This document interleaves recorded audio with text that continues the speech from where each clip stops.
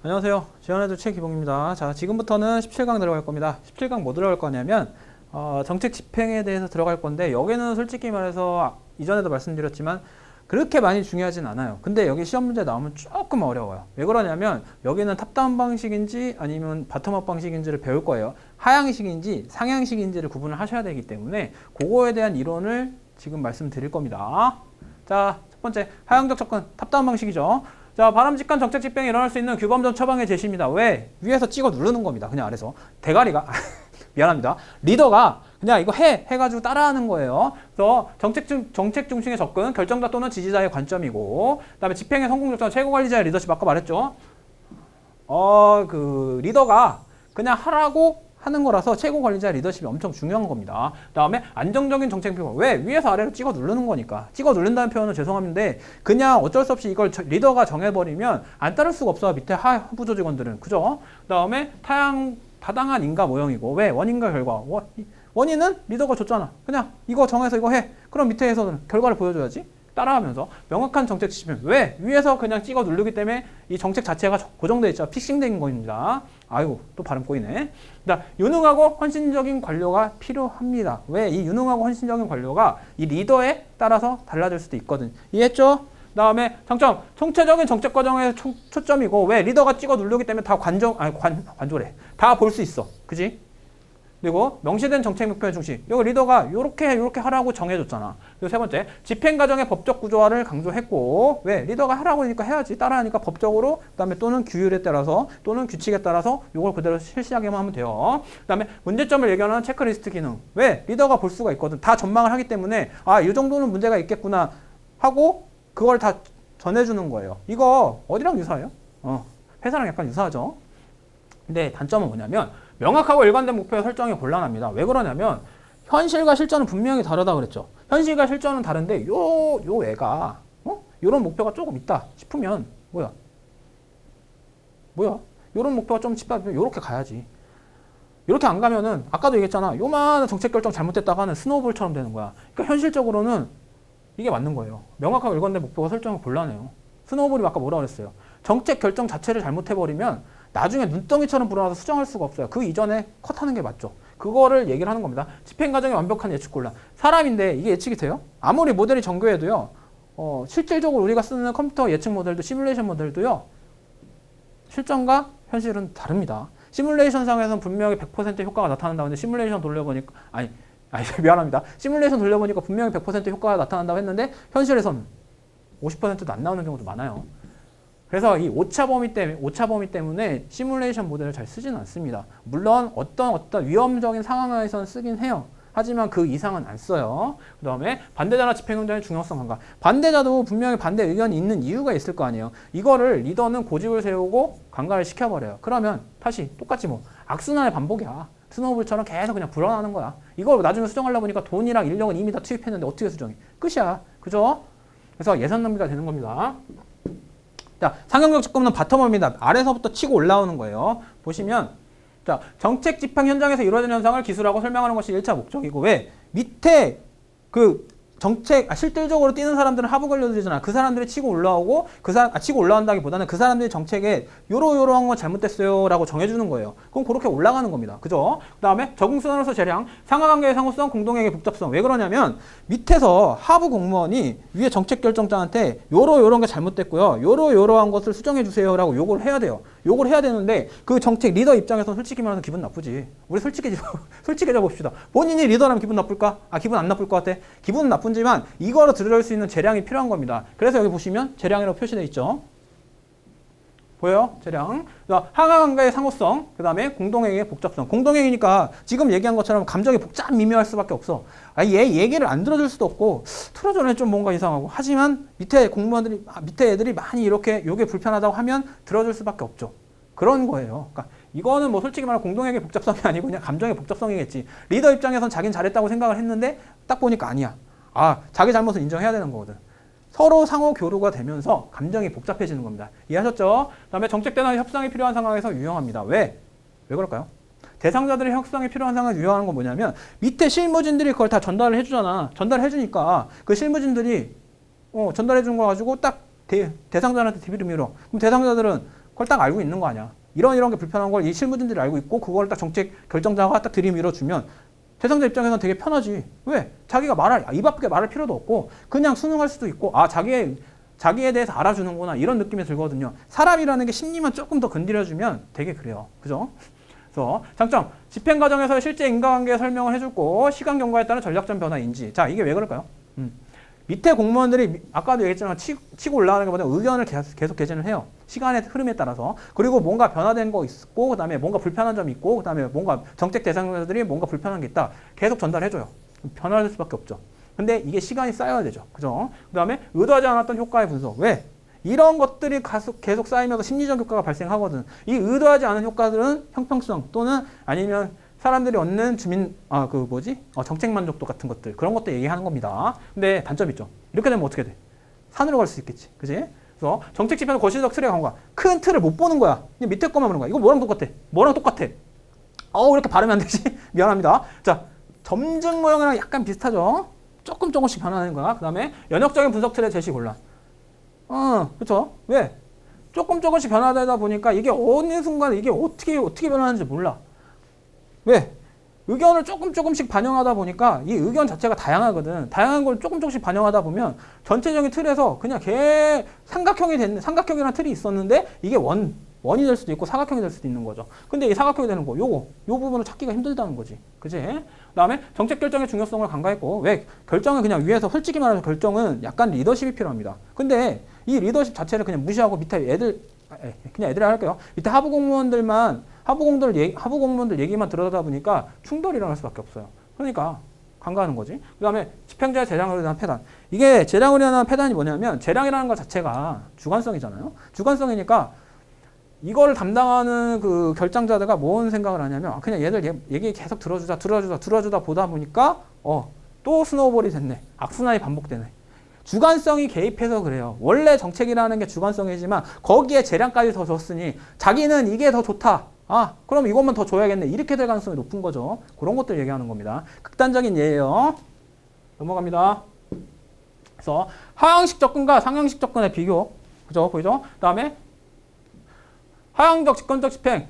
정책상은 안정적 구조화다는 생각이고 목표가 명확하여 수정이 필요성이 적어집니다. 정책 결정과 집행의 분리 이원론이 되고 관리자의 참여 제한, 충실한 집행이 중요시 됐습니다. 그 다음에 재량은 불인정합니다. 왜? 이거는 이렇게 되는 거니까 그냥 지시하세요. 그냥 따르세요. 이거예요. 대신 이건 안정성이 높죠. 그 다음에 집행의 충실성과 성과, 목표 달성도 얘기했지. 그 다음에 결정자의 리더십. 자, 목표 달성도 뭐야? 능유리화 효과야. 효과죠. 투입 안 보는 겁니다. 그 다음에 핵심적 부분들 있음. 그리고 보면 정형적, 거시적, 하향적 진행이고 엘모 전형적 집행, 포워드 매핑이라고 합니다. 낙가무라 고전적 기술자형, 지시적 위인강형이고 방향가름 직권적, 기계적, 연역적, 단계적 그냥 쭉 삼각형에서 내려가는 거예요. 그죠? 상향적, 분권적 집행 바텀업 아까 얘기했죠. 위로 올라가는 거라고. 그럼 이것만 그러니까 솔직히 여러분 헷갈리면은 그림을 그려보세요. 하향적 접근은 탑다운이야. 위에서 그냥 아래로 찍어 누르는 거고 바텀 이거 상향적 분권점은 밑에서 위로 찍어 가는 거예요. 그다음에 수정 필요성 높고 통태하던 상황, 유동적 동태하던 상황, 그리고 정책 결정과 집행의 통합 이런 논이고, 그다음에 참여가 필요하면 집행의 재량권을 인정했습니다. 그리고 환경의 적응성 중시, 정책 성과는 2차적 기준입니다. 왜? 적응을 일단 해야 되거든, 그지? 그다음에 집행관리의 재량권 중요시했고, 그다음에 핵심적 권한은 없으니까 이런 재량권을 주는 거죠. 이게 법이 재량권이 있다고 치면 법이 있으면 재량권을 줄까요? 안 줘요.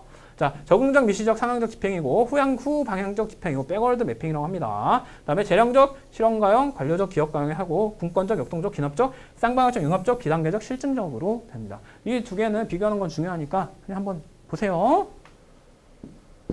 자, 립스케 일성 관련론인데 그냥 이건 읽을게요. 여기는 뭐 그렇게 중요하지도 않고 요새 파트에서 잘 안 나와요. 근데 어쩔 수 없이 넣었어요. 자, 일성 관련 경찰, 교사, 복지요원 등 정책의 최종적 과정에서 고객과 접촉하는 관련을 얘기하는 거고 그냥 바로 실무진들 얘기하는 거 맞죠? 그 다음에 상당한 재량과 매우 복잡한 업무, 실질적인 공공정책의 결정 이 사람들이 하는 거고 고객 접점, 서면 업무보다는 인간적 차원에서 대면 업무를 처리했으며 경험적으로 얻은 전문 지식의 독점, 중앙 관료에 대항할 수 있는 무기로 활용하며 그다음에 과중 업무량, 인적, 물적, 시간적, 기술적 자원의 만성적 부족입니다. 그다음에 성과 파악에 올라 집행 성과에 대한 모호한 기대와 이율 배반적인 업무 목표를 가지고 있고요. 권위에 대한 도전과 위협의 상존. 왜? 이거 바텀업일까 탑다운일까? 바텀업입니다. 잘 보시면 일선 관료자한테 권한을 준다는 거잖아. 재량을 주는 거야. 재량 주는 거 뭐야? 바텀업이지. 상향식 접근입니다. 그렇기 때문에 그래요. 그래서 권위에 대한 도전, 위협의 상존, 리더랑 부딪히는 거죠. 그다음에 대처 방안, 업무의 단순화 관리와 정형화, 할당 배급 서비스 추후에 제한, 시간적 심적 비용의 대가 요구고. 자, 나카무라 스모루들 정책 집행 모형인데 잘 보세요. 정책 결정자가 구체적인 고전적 기술자의 구체적 목표, 정책 집행자에게 기술적인 권한을 위임했고, 그다음에 지시적 유인 강령, 구체적 목표 설정. 구체적 목표 설정, 그 다음에 정책 집행자의 행정적 권한을 위임한 거고, 그 다음에 협상자형은 결정자가 목표를 설정하는 겁니다. 그리고 목표 달성을 위한 수단에 관하여 정책 결정자와 집행자가 협상하는 거예요. 그래서 협상회라고 부르는 거죠. 이거는 여러분 제가 설명할 수 있는 게 없어요. 왜 그러냐면 이거 다 그냥 이론이고, 이론인데다가 설명을 딱 해봤자 여러분들 헷갈려. 그래서 읽을 겁니다. 아셨죠?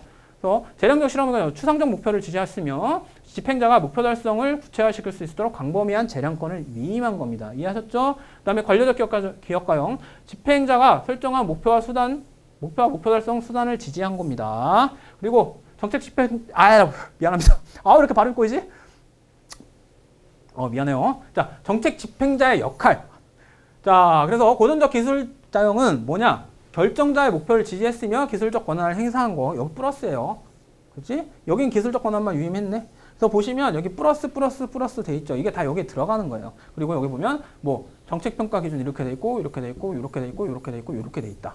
해서 이거를 그냥 한번 다 읽어보세요. 제가 왜 여기까지만 설명하냐면 이 집행 실패 요인까지는 사실상 잘 안 나와요. 근데 여기 정책 집행자 역할 여기는 나와요. 그래서 결정자의 목표 지지 플러스 행정적 권한 행사 플러스 그다음 집행자 상호 간의 협상. 힘들다. 위임가형에서 협상이 또 들어가고 협상자형에서 협상이 또 들어가네. 이건 구분하시고 이 협상이랑 차이가 뭐야? 이거는 결정자와 집행자잖아. 근데 이건 집행자 상호 간이야. 이게 중요해. 그래서 집행자 상호 간에 하는 건 지시적 위임가형이고 그다음에 협상자형은 정책 결정자와 집행자가 협상하는 겁니다. 이해하셨죠? 그리고 재량적 실험가형 정책 결정자를 위해 목표와 수단을 명백히 목표와 수단을 재정의 구체화. 오케이? 그냥 구체화시키면 재량적 실험가형이다. 왜? 이 재량이라는 게 자기의 그 주관성을 주겠다. 아니면 너의 능력을 좀 믿으니까 밑에 사람들한테 능력을 조금 보여줘봐. 이런 식이에요. 제가 무슨 말 했을까요? 네, 맞습니다. 이 재량이라는 게 능력이 있으니까 주는 거예요. 그죠? 그러면 이 재량적 실험가형도 그 밑에 사람들한테 그 재량을 부여를 하겠네. 그지?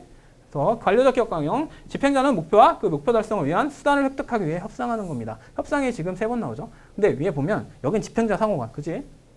다시 한번 얘기합니다. 지시적 위임가형은 집행자 상호간이고 협상자형은 정책 결정자와 집행자가 협상하는 거고 재량적 실험가형은 구체화시키는 겁니다. 구체화. 그지? 여기는 구체화야. 근데 여기는 또 협상이야. 수단을 획득하기 위해 협상하는 거야. 집행자는 목표와 그 목표 달성을 위한 수단을 획득하는 거야. 집행자지. 아셨죠?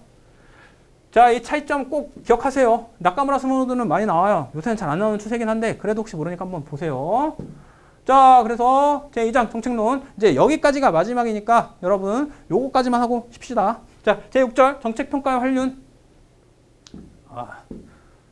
자, 정책평가의 의미 유형. 자, 정책평가의 의. 정책이 대상에 미친 목표와 관련하여 객관적으로 체계적으로 검토하는 과정. 자, 객관적으로 체계적으로 하면 뭐 하나 나와야지. 뭘까? 모형으로 치면 합리 모형. 또 사람으로 치면 합리적 경제에는 과정. 또 그 합리적 경제에는 같이 수치화시키는 거죠.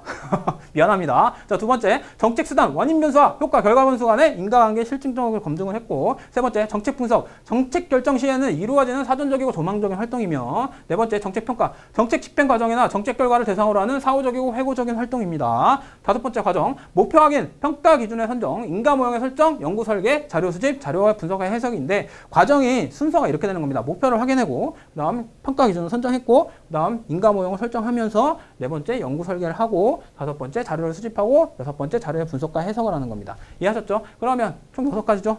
순서는 외워야지. 목표 확인, 평가 기준의 선정, 인가 모형 설정. 이걸 가설 설정이라고 해. 영어 안 하겠습니다. 자, 연구 설계 검증, 그다음에 자료 수집, 자료의 분석과 해석, 그리고 목적, 책임성 확보, 환류, 학문적 기여고, 정책 평가 유형은 이렇게 있는데 여러분 이거는 솔직히 말하면 제가 써놓긴 했지만요.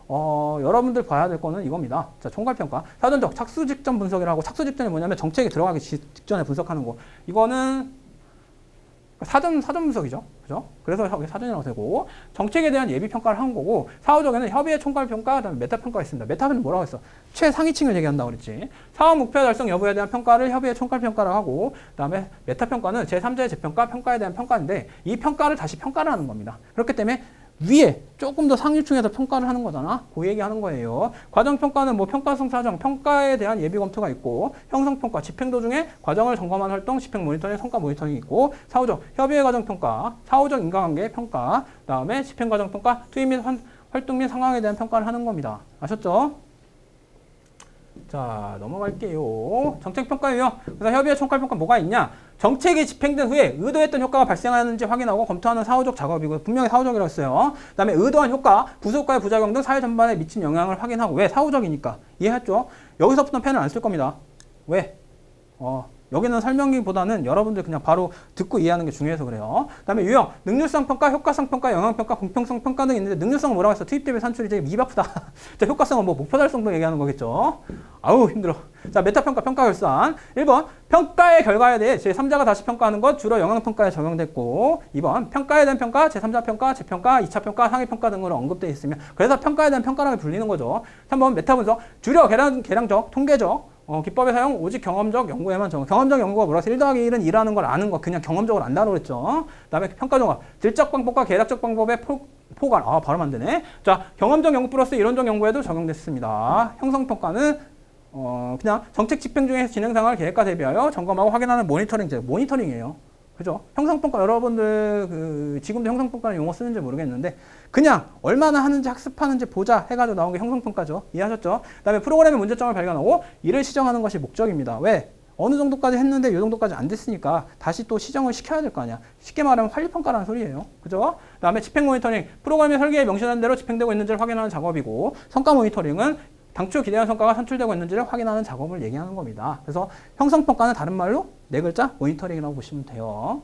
그 다음에 협의회 과정평가는 1번 정책이 구체적으로 어떤 경로를 통해 효과를 발생시켰는지 파악하는 것이고, 2번 사후적으로는 인과관계를 확인하는 작업, 총괄평가를 효과성 평가를 보완하는 평가. 그러니까 효과성에 대한 만족도에 대한 평가를 다시 하는 겁니다. 만족도라기보다는 그 효과성, 목표 달성도를 얼마큼 다시 했는지 그걸 다시 재평가하는 거예요. 자, 타당성과 신뢰성 여기는 중요합니다. 정책평가 타당성, 쿡과 캠벨이었는데, 자, 측정이나 절차가 그것이 내세운 목표를 제대로 달성하느냐 하는 정도.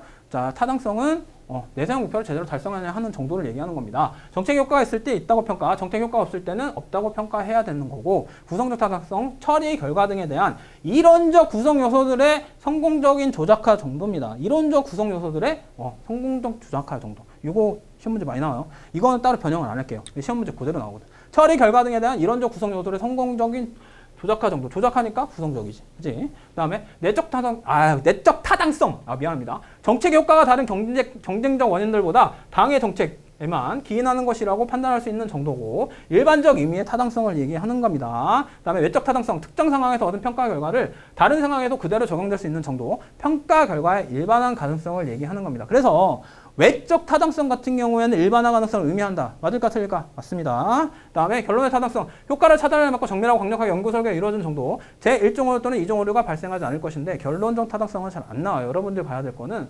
외적 타당성이랑 구성적 타당성인데, 자, 구성적 타당성 조작화 정도고, 외적 타당성 일반화 가능성. 이 정도만 외우시면 돼요. 자, 신뢰성은 동일한 측정 도구로 동일한 현상을 반복 측정했을 때 동일한 결론, 이거 미안합니다. 동일한 결론이 나오는 정도를 의미하는 겁니다. 측정 도구와 측정 결과에 대한 일관성을 의미 타당성의 필요 조건이에요. 그래서 신뢰성은 타당성의 필요 조건이다. 타당성은 신뢰성의 필요 충분 조건이다. 맞을까요? 틀릴까요? 답은 다음 시간에. 자, 타당성의 조회원. 이것도 그냥 보세요. 그냥 제가 읽어드리진 않고 그냥 종류만 얘기해 드릴게요. 정책평가의 타당성, 국가 캠바. 왜 그러냐면 그냥 이 내용은 여러분들 보면 알아요. 자, 1번 선정 효과가 있고, 2번 성숙 효과가 있으며, 3번 상실 요소, 4번 회귀 인경 요소가 있고, 5번 역사적 요소가 있고, 6번 측정 요인, 검사 요인이 있고, 7번 측정 도구의 변화가 있으며, 8번 오염 효과가 있고, 9번 부자연스러운 반응이 있고, 10번 선발과 성숙의 상호작용이라는 게 있고, 11번 처치와 상실의 상호작용이 있고, 기타 피그말리온 효과, 위약 효과 등이 있는데, 이거는 보지 마세요. 시험 문제 잘 안 나옵니다. 여러분들 시험 문제 나오는 거는 이거예요. 이 정도. 이런 게 있더라. 이런 주제가 있더라. 이렇게. 이 주제만 보시면 돼요. 자, 다음 중 정책평가의 타당성을 저해하는 요인이 아닌 것은 해서 요거 딱 사지선다로 내고 아닌 거 하나 끼워 넣어요. 오케이? 아셨죠? 요거는 그냥 읽어보세요. 잠깐 시간 드릴게요. 5, 4, 3, 2, 1. 됐죠? 넘어갑니다. 자, 타당성 저해요인 2개. 그다음 외적 타당성의 저해요인. 표본의 대표성 부족, 호소원 효과. 호소원 효과는 그때 뭐 얘기했죠? 저기 어디서 나와요? 메이웨어에서 나오죠. 얘기했잖아. 총론에 쓰이는 게 계속 여기서 쓰인다고. 그지? 그다음에 다수 처리에 의한 간섭, 실험 조작과 측정의 상호작용, 크리밍 효과가 있고. 자, 정책 평가의 방법은 이렇게 됩니다. 진실험, 그다음에 동질성의 구성 요소, 그다음에 준실험이 있고. 진실험, 비실험은 구분하셔야 됩니다. 자, 진실험, 무작위 배정에 의하여 실험 집단과 통제 집단을 동질적으로 구성하는 실험이고, 2번 동질성 확보로 허위 변수나 혼란 변수의 개입을 방지했고, 내적 타당성이 높습니다. 자, 아까 얘기했지, 내적 타당성이 뭐라고? 뭐야? 조작화 정도죠. 그 다음에 인위적 실험으로 인한 호우선 효과, 표본의 대표성이 부족하고 외적 타당성을 낮고, 그 다음에 정치적, 도의적 문제로 인해 실험의 실행 가능성을 부족합니다. 내적 타당성의 저효는 오염옥과 부자연스러운 반응, 상실호도, 회귀 인공 요소 등이 있고, 동질성의 구성 요소, 동일한 구성, 실험 집단과 통제 집단의 구성상의 동일함, 동일한 경험, 실험 집단과 통제 집단의 성숙, 추세, 역사적 사건과 과정상의 동일함. 이거 보시면 뭘까요? 아까 외적 타당성, 내적 타당성 저해 요인 있죠? 거기랑 비슷하죠? 그죠? 그 다음에 3번 준실험. 실험 집단과 통제 집단의 동질성을 확보하지 않고 행하는 실험입니다. 동질성을 확보하지 않는 거야. 그지? 동질성 확보 안 하는 거 중요합니다. 진실험보다는 외적 타당성과 실험 가능성이 높으나 내적 타당성은 낮습니다. 자연스러운 상태의 실험, 호우선 효과나 확산 효과 또는 부자연 등 반응 등을 차단, 그 다음에 크리밍 효과에 따라 외적 타당성을 저해합니다. 이해하셨죠? 넘어갑니다. 자, 비실험. 1번, 통제 집단 없이 실험 집단에만 정책을 처리한 후 효과의 존재 여부를 판단하는 방법이고, 2번, 내적 타당성은 낮으나 외적 타당성과 실험 가능성은 높습니다. 그래서 보면 실험 방법을 종합해놨는데 여러분들 앞에 건 다 필요 없어. 이건 외우세요. 이게 중요해. 이게 시험 문제에 많이 나와. 여기 그 비워놓고 여기서 뭐가 낮고 반대인지를 다 표시를 하셔야 됩니다. 자, 진실험에서 내적 타당성, 외적 타당성, 실험 가능성. 자, 진실험, 내적 타당성 높고, 외적 타당성은 낮고, 실험 가능성은 낮습니다. 준실험, 내적 타당성은 낮고, 그다음 외적 타당성은 높고, 실험 가능성은 높아요. 그다음에 비실험, 가장 낮고, 가장 높고, 가장 높죠. 이렇게 하니까 좀 헷갈리지. 그래서 보시면 내적 타당성, 실험 가능성. 그래서 봐요. 반대지. 이게 뭔 소릴까요? 진실험과 준실험은 솔직히 말하면 반대로 가요. 왜 그러냐면 진실험, 동질성, 그 다음에 비동질성 그 얘기를 하는 거기 때문에 그래요. 그래서 내적 타당성이 높고 진실험은 높고 준실험은 낮고, 외적 타당성 진실험은 낮고 그 다음에 준실험은 높고, 실험 가능성 진실험은 낮고 그 다음에 준실험은 높고. 아셨죠? 그 다음에 여기 뭐 비실험 같은 경우에는 그냥 참고로 보시고, 보통은 이 두 개를 비교하는 게 많이 나옵니다. 자, 여기까지 정책론을 마무리할게요. 여러분, 정책론에서 좀 빠뜨린 부분은요, 기획론 제가 빠뜨렸고, 앞에 그리고 빠뜨린 이유가 있죠. 기획론 잘 안 나옵니다. 그리고 나와봤자 여러분들이 보면 다 이해할 수 있는 수준이라서 굳이 넣을 필요가 없다고 생각을 했고, 앞에서 일부 절에 대해서는 약간 내용을 생략을 했어요. 중요한 거, 시험 문제 나올 것만 말씀을 드리는 거니까 그 정도는 이해를 하시고, 여러분들 정말 궁금한 게 있다면 책을 좀 찾아보시거나 아니면 요약집을 찾아보시면 돼요. 왜 그러냐면 정책론 솔직히 말하면 이 정도만 하시면 다 돼요. 이 정도 하셔도 아마 시험 문제 푸는 데 지장 없을 겁니다. 그럼 총론, 정책론까지 여기까지 마무리할게요. 그리고 다음 시간부터는 우리 여러분들이 원하는 조직론에 한번 나가봅시다. 자, 여기까지 오시느라 수고하셨고요. 이만 마무리할게요. 수고하셨습니다. 감사합니다.